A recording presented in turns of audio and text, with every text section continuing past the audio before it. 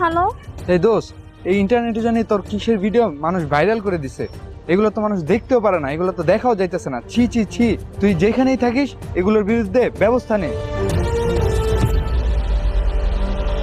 সব বলতেছে, এগুলো এখন আমি কি করবো?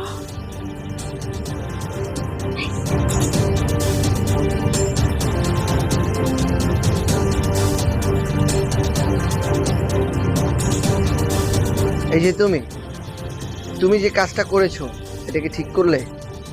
আর তুমি এই কাজটা কেন করেছো? হ্যাঁ স্যার, আমি কি তা করবাম কই?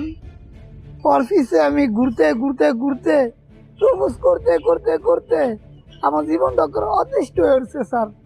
পরে বাধ্য হয়ে এই কাজ করছি আমি স্যার। তুমি ভালোবাসো, ভালো কথা।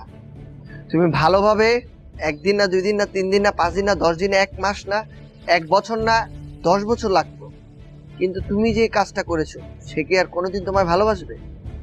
তুমি যেই কাজটা করলে, পুরো সোশ্যাল মিডিয়ার সামনে তাকে ছোট করলে, তার সম্মানহানি করলে, তুমি কি তার সম্মানটা ফিরে দিতে পারবে?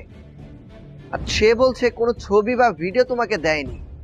তুমি এই ভিডিও ছবি কিভাবে বের করলে বলো? বলছো না কেন? তুমি বলবে নাকি আমরা আইনগত ব্যবস্থা নিব? স্যার, এই যুগে এআইতে সবই সম্ভব। আমি এআই দিয়ে কামটা করছি।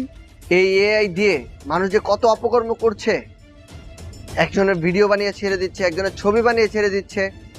আসলে এগুলির তদারকি করতে করতে আমরা অনেকটা ক্লান্ত হয়ে গেছি। তুমি চিন্তা করো না, তোমাদের মতো যারা এরকম অপরাধ করছে, সাইবার ক্রাইম কিন্তু সবই দেখছে। তাদের প্রতি কিন্তু সবসময় তাদের চোখগুলো খোলা আছে। তোমরা অপরাধ করে পার পেয়ে যাবে ভেবো না। তোমরা যে কোনো সময় অবশ্যই আইনের আওতায় চলে আসবে। আর এই এআইটা বানানো হয়েছে ভালো কোনো কাজে লাগানোর জন্য, আর সেগুলো না করে তোমাদের মতো কিছু দুষ্ট প্রকৃতির লোকজন এটাকে খারাপ কাজে ব্যবহার করছে, মানুষের সর্বনাশ করছে, মানুষের সম্মানহানি করছে। এই ক্রাইমের সাথে যারা জড়িত তাদের 1 টাকাও ছাড় দেওয়া হবে না, সকলকে আইনের আওতায় আনা হবে।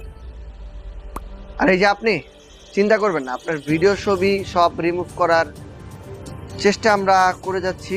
আমরা আশা করি আপনার সব ভিডিও ছবিগুলো রিমুভ করতে পারবো। আর ওকে আমি নিয়ে যাচ্ছি, আশা করছি আইন ওকে যথাযথ সাজা প্রদান করবে। এই নিয়ে চলো।